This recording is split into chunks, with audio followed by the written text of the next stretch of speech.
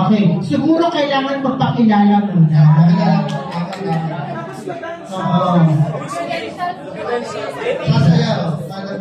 Sasayaw, tatawagin at kakain ng kape, tatlong ano. Urong muna ba? Urong. Hindi, yung ano, yung pakilala for the benefit of everyone. Dito. Pagkain sila after. Okay, we are giving you 1 minute each, ha? 1 minute para bawat isa. Okay. Compose, we're giving you 1 minute, everyone.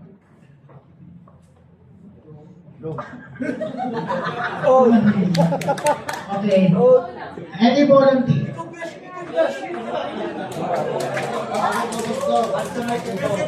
So, good afternoon po everyone, sa mga kalikasan araw po ulit. Ako po si Juliana Craquedor. I'm 19 years old from Ramon Bachelor of Science in Environmental Science. I am representing right now the Kidlikasan, Kabataan, Kalikasan. I'm one with my co-volunteers here. And I'm also part of the Convergence of Youth for Environmental Justice and part of the core group with Atalaxi. And I'm also the member of Alliance of Eagle Vina. And I've been doing environmental or being an advocate for nature for almost 7 years since I was 13 years old. And I assure you that kahit nasa na position, I can commit myself because I have the passion to do any advocacy that I have, and yun lang po, para sa kalikasan, para sa Okay, next.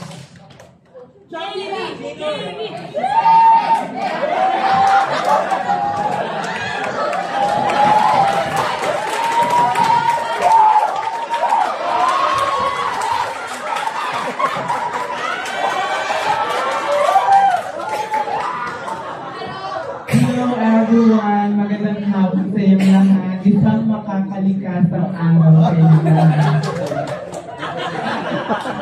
So, my name is Alvin JPC Montero. Yes, thank you so much. And nag-eskwela ko sa Ramon Magsaysay Memorial Colleges, and I am Bachelor of Customs Administration. Yes. And participated org, which is KK, Kalikasan Kabataan. Yeah! 15 seconds. Okay, tapos na. Next!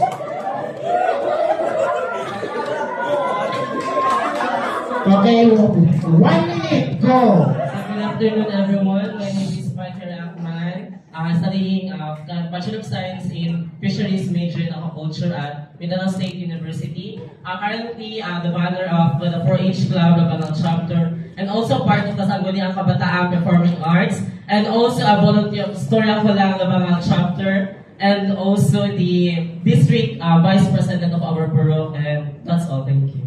Okay, good. Next!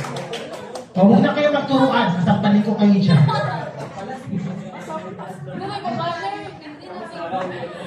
So, good day and good afternoon, everyone.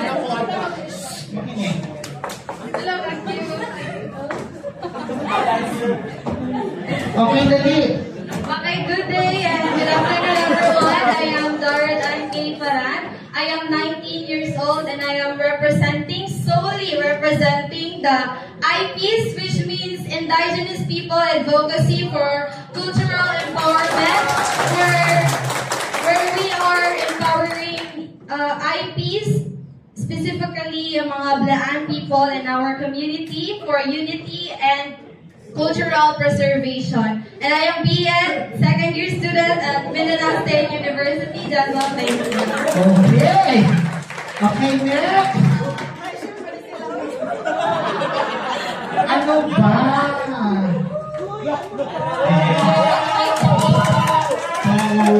Good afternoon, everyone. I am General James Mesa.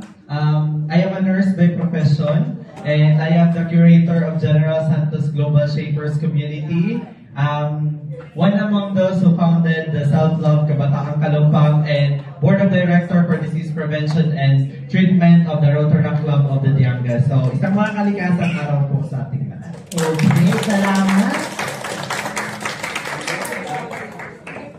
Panda talaga.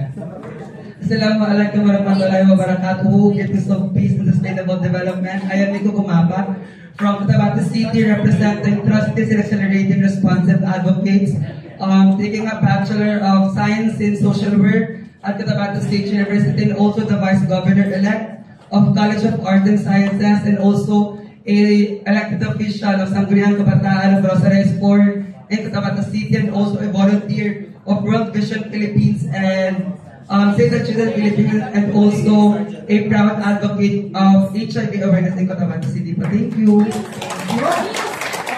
Okay. Oy, Nick! Si Nick.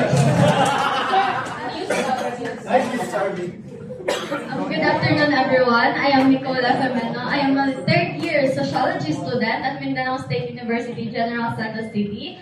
I am the president of the Self-Love Kabataang Kalumpang. I am also a member of Rotaract and the Global Youth Shapers. And regarding my experiences when it comes to implementations and policy making, so far this year I have implemented 3 national projects which is internationally funded. And of course, I have passed the resolutions and ordinances in our community, and given a chance also to pass the resolutions and ordinances on other communities that is related to health, peace building, and social justice.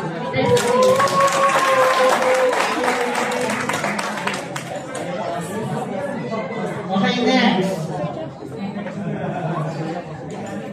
Good afternoon everyone. Ako galing si Edward S. Bolon, a licensed professional teacher and a barangay IP Youth Representative, Federation IP Youth Representative in the Municipality of Banga, and a Federation IP Youth Secretary in the Province of South Cotabato, and a member of Local Youth Development Council in the Municipality of Banga, handling or a chairperson for 2 committees, and a member of 4-H Club, a member of CYEJ, and of course, a former child facilitator of World Vision Foundation for Women.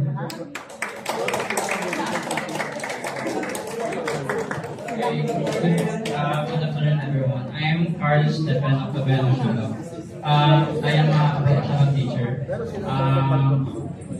I was a member of Environment Steward Organization, a school based at Ticol National High School. Thank you.